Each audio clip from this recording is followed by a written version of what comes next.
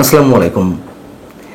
এনসিপির শীর্ষ নেতাদের দুর্নীতি কিংবা লুটপাট, তাদের অভ্যন্তরীণ রাজনৈতিক কৌশল অথবা অভ্যুত্থানে এনসিপির এই শীর্ষ নেতাদের কোনো ধরনের কোনো ষড়যন্ত্র ছিল কিনা, মোটা অঙ্কের টাকা লেনদেন হয়েছে কিনা, কি ধরনের প্লট নির্মাণ করা হয়েছিল সেই আন্দোলনে, ইত্যাদি ইত্যাদি সম্পর্কে হয়তো আমরা অনেক কিছুই খুব দ্রুত জানতে পারবো।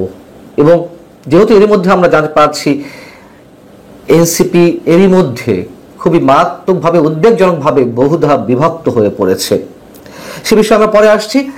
তার আগে একটু জানিয়ে রাখি, বা আপনারা হয়তো অনেকেই জেনেছেন যে এনসিপির শীর্ষ ৫ নেতাকে কারণ দর্শানো নোটিশ করা হয়েছে। কেন?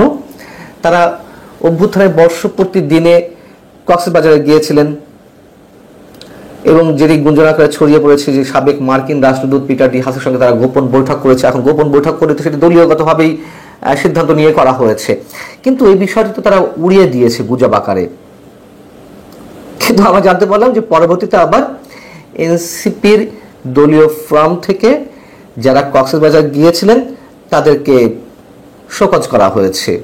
শোকজ লেটারে কি লেখা হয়েছে যে ৫ আগস্ট জুলাই অভ্যুত্থানের প্রথম বর্ষপূর্তি উপলক্ষে রাষ্ট্রীয় গুরুত্বপূর্ণ কর্মসূচি চলাকালীন তারা কেন ব্যক্তিগত সফরে কক্সবাজার গিয়েছেন, কেন সে বিষয়ে রাজনৈতিক পর্ষদকে পূর্বে কোনো তথ্য বা ব্যাখ্যা প্রদান করা হয়নি।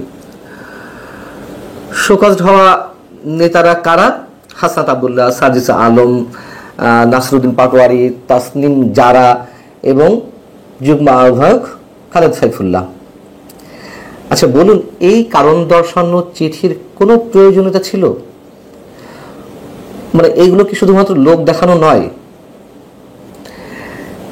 আমি জানি না তাদের গঠনতন্ত্রে কি আছে, এটুকু তো বোঝা যায় যে তারা তো আর চাকরি করে না। ব্যক্তিগত যদি কোনো সফরে গিয়েও থাকে, দলকে না জানিয়ে কেন গেল, এটি কি চাকরি?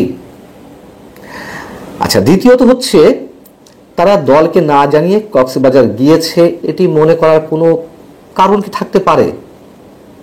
যে অভ্যুত্থানের মূল দাবিদার এই এনসিপির শীর্ষ নেতারা, তাদের একটি গুরুত্বপূর্ণ অংশ এই যে তাসনিম জারা কিংবা হাসনাত আবদুল্লাহ, সাজিস আলম, নাসরুদ্দিন পাটোয়ারি, এরা তো সবার শীর্ষ নেতা। এর বাইরে কে আছে? আক্তার হোসেন, নাহিদ ইসলাম, এই তো, অথবা হামদান মাসুদ।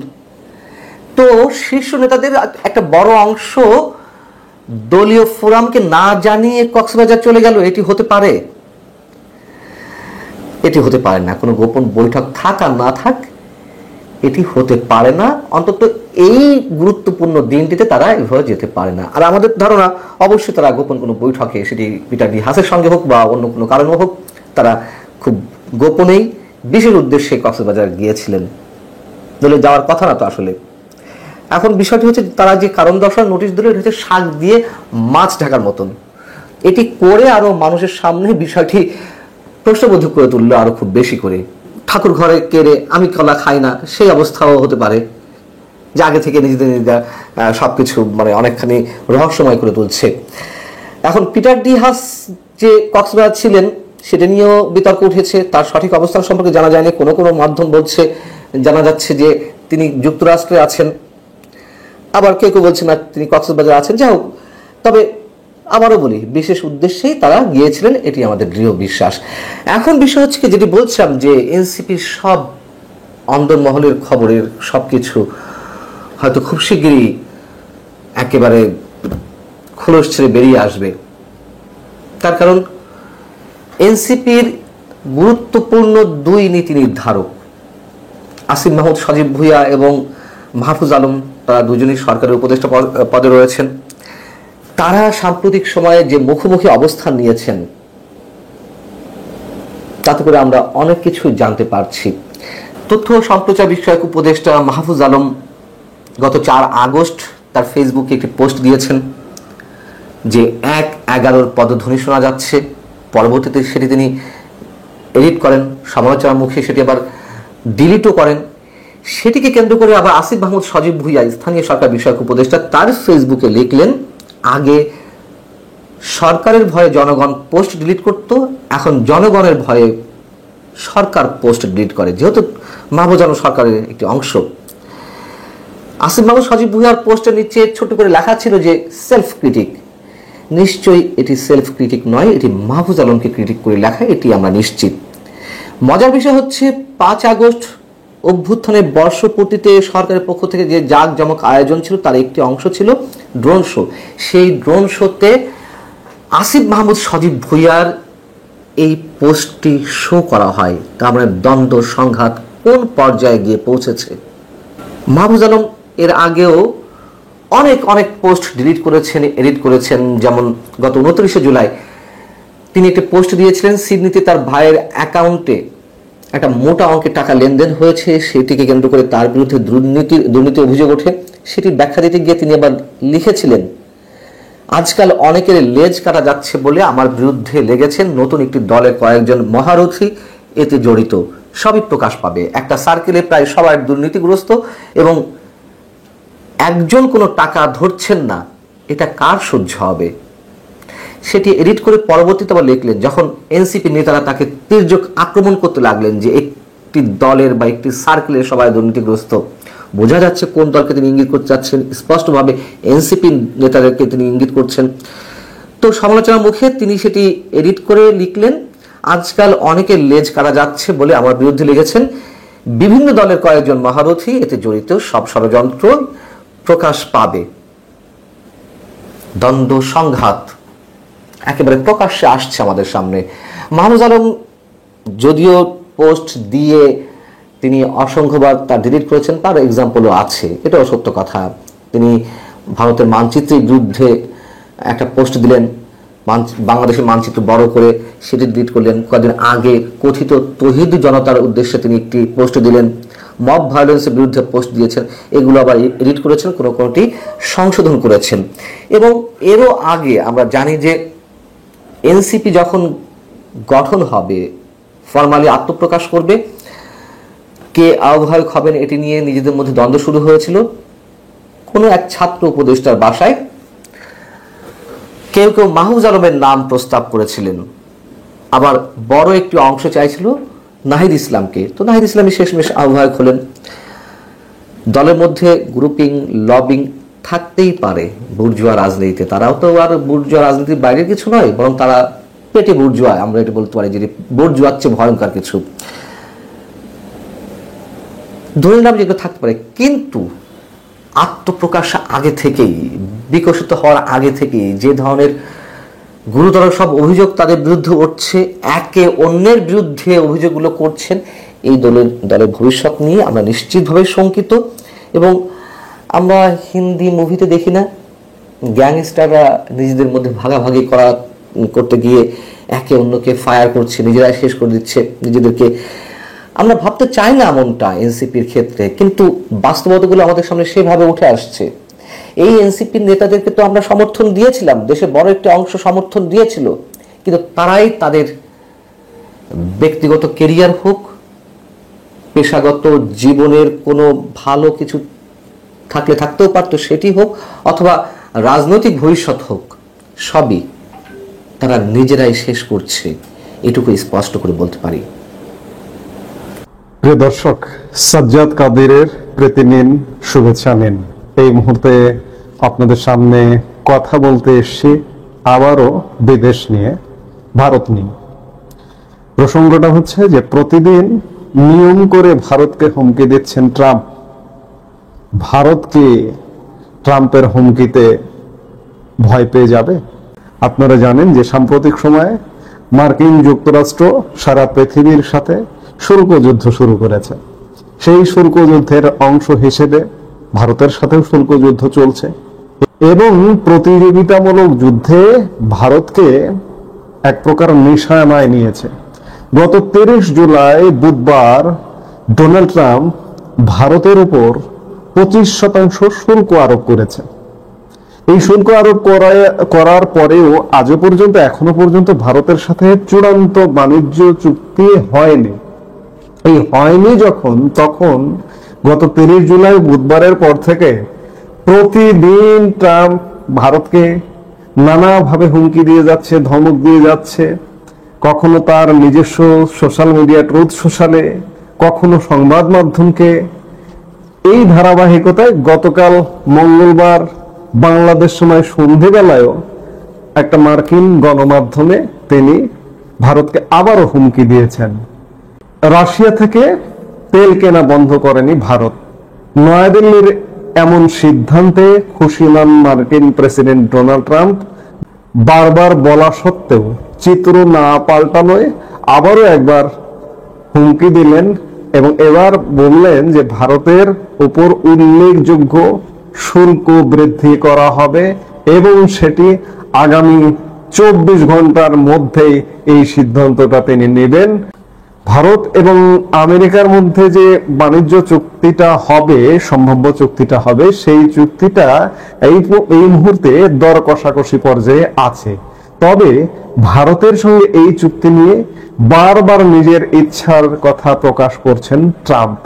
ভারতের বন্ধু হিসেবে অভিহিত করে মার্কিন প্রেসিডেন্ট জানিয়েছেন নয়াদিল্লির সঙ্গে ব্যবসার ব্যাপারে আশাবাদী তিনি। কিন্তু মঙ্গলবার তার গলায় অন্য সুর শোনা গেল। মঙ্গলবার সন্ধ্যায় ট্রাম্প জানান ভারত ভালো ব্যবসায়ী বন্ধু নয়। কেন তিনি এই কথা বলছেন তার ব্যাখ্যাও দেন ট্রাম্প। সংবাদ মাধ্যম এনবিসিকে দেওয়া এক সাক্ষাৎকারে মার্কিন প্রেসিডেন্ট বলেন ভারত ভালো ব্যবসায়িক বন্ধু নয়, কারণ ওরা আমাদের সঙ্গে ব্যবসা করে কিন্তু আমরা ওদের সঙ্গে ব্যবসা করতে পারি না। তারপরেই ভারতের উপর অতিরিক্ত শুল্ক চাপানোর কথা জানান ট্রাম্প। তার কথায়, আমি আগামী 24 ঘন্টার মধ্যে ভারতের উপর শুল্ক চাপাতে চলেছি। তবে ভারতীয় পণ্যের উপর কত পরিমাণ অতিরিক্ত শুল্ক আরোপ করা হবে তা নিয়ে স্পষ্ট কোনো ধারণা দেননি ট্রাম্প। এর কারণটা কি? ভারতকে প্রতিদিন তোপ দাগাচ্ছেন কেন? আমি যেটি বলছিলাম যে বুধবারে 25% কথা ঘোষণা করেছেন। ঘোষণার পরে বাণিজ্য চুক্তি এখনো হয়নি, দর কষাকষি পর্যায়ে আছে। এই দর কষাকষির আগে প্রতিদিন হুমকি দিচ্ছেন। বিশেষ করে রাশিয়ার সাথে সম্পর্ক নিয়ে চরম হুমকিতে রেখেছেন। ভারতও এই হুমকিতে কোনোভাবে পাত্তা দিচ্ছেন না। ভারত পৃথিবীর অন্যান্য দেশের সাথে, বিশেষ করে রাশিয়ার সাথে, রাশিয়ার জ্বালানি ক্রয়ের সাথে যে সম্পর্কটা আছে সেই সম্পর্কটা অব্যাহত রাখবে বলে ভারত এই বিবৃতি দিয়েছে। আবার রাশিয়াও গত পরশু বিবৃতি দিয়েছে যে মার্কিন যুক্তরাষ্ট্র যা করছে তা নীতি বিবর্জিত। প্রতিদিন ভারতকে এভাবে হুমকি দেওয়ার ফলে ভারত কি মার্কিন যুক্তরাষ্ট্রের ভয়ে অন্যদের সাথে সম্পর্ক ছিন্ন করবে? প্রশ্নই আসে না। মার্কিন যুক্তরাষ্ট্র যেমন ভারতের সাথে সম্পর্ক ছিন্ন করবে না যাহাই হোক না কেন, ঠিক তেমনি ভারতও রাশিয়ার সাথে সম্পর্ক ছিন্ন করবে না বা বাকি পৃথিবীর সাথে সম্পর্ক ছিন্ন করবে না। একজন আরেকজনের সাথে আসলে আজকের পৃথিবীতে অন্ততপক্ষে চলানো যায় না। এই যে চীনের সাথে মার্কিন যুক্তরাষ্ট্রের হাড্ডাহাড্ডি লড়াই, আমরা প্রায় বলে থাকি মার্কিন যুক্তরাষ্ট্রের সবচেয়ে বড় আমদানি গন্তব্য হচ্ছে চীন। এমন কিছু প্রয়োজনীয় পণ্য আছে যেগুলো হঠাৎ করে যদি বন্ধ হয়ে যায় মার্কিন যুক্তরাষ্ট্র বিপদে পড়বে। কিংবা রাশিয়ার সাথেও রাশিয়াকে অন্য দেশকে নিষেধ করে যে রাশিয়াকে তোমরা অর্থনৈতিক বা ব্যবসা বাণিজ্য রাশিয়ার সাথে করবা না। উল্টো মার্কিন যুক্তরাষ্ট্র রাশিয়ার সাথে এমন কিছু পণ্য আমদানি করে যে পণ্যগুলো আমদানি না করলে মার্কিন যুক্তরাষ্ট্র বিপদে পড়বে। আবার ঠিক তেমনি ভাবে ভারতের সাথে যদি সম্পর্ক না রাখে, ভারত মার্কিন যুক্তরাষ্ট্রের যেমন বড় একটা বাণিজ্য গন্তব্য, আবার ভারতের মার্কিন যুক্তরাষ্ট্র একটা বড় বাণিজ্য গন্তব্য, এই সব কিছু মিলিয়ে ট্রাম্প যতই হুমকি ধামকি দেখ না কেন এই অঞ্চলে ভারতের সাথে সম্পর্কটাই সবচেয়ে বেশি নিবিড়। রাশিয়ার সাথে সম্পর্ক, ব্যবসা আছে, সব আছে, কিন্তু তারপরে সম্পর্কের টানাপোড়েন আছে। চীনের সাথে সম্পর্ক, ব্যবসা আছে, সব আছে, তারপরে সম্পর্কের টানাপোড়েন আছে। আর ভারতের সাথে ব্যবসা আছে এবং বাড়তি সম্পর্ক আছে।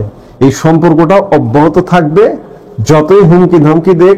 এবং চূড়ান্ত বিচারে ভারতের সাথে ডোনাল্ড ট্রাম্প এই হুমকি ধামকির মাঝেও নিশ্চিতভাবে একটা প্রতিযোগিতামূলক বাণিজ্য চুক্তি করতে বাধ্য হবে। তো কাজেই এসব হুমকি ধমকিতে আজকে অন্ততপক্ষে যারা পৃথিবীর বড় বড় দেশ, তারা একজন আরেকজনকে হুমকি ধামকি দেয়, কিন্তু হুমকি ধামকিতে সোজা করা যায় না। সোজা করা যায় সবসময় আমার দেশের কথা মনে পড়ে যায়। আমার দেশ নিয়ে নেতিবাচক কথা বললে অনেকে বলেন যে আমি বাংলাদেশের মানুষ হয়েও নেতিবাচক কথা বলি। আমার দেশটাকে তো নেতিবাচক করে রাখা হয়েছে রে ভাই, যার কারণে বলতে হয়।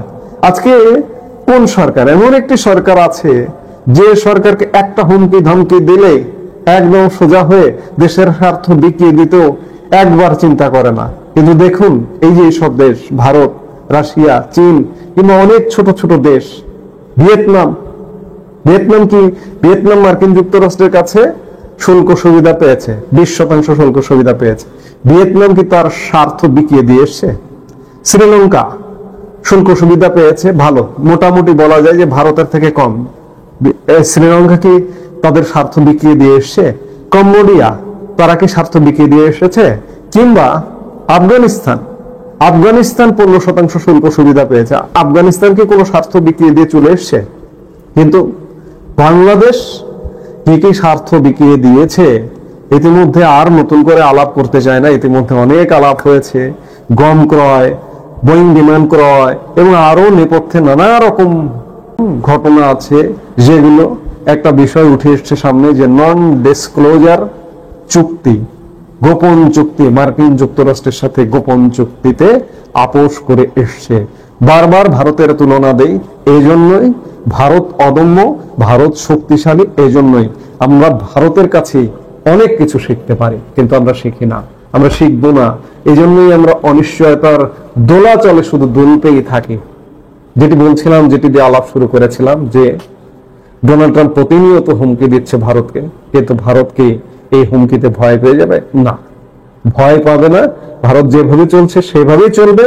মার্কিন যুক্তরাষ্ট্র হুমকি ধামকির মধ্যে ভারতের সাথে একটা প্রতিযোগিতামূলক যে চুক্তি করবে, এ ব্যাপারে নিশ্চিত থাকতে পারি আমরা সবাই।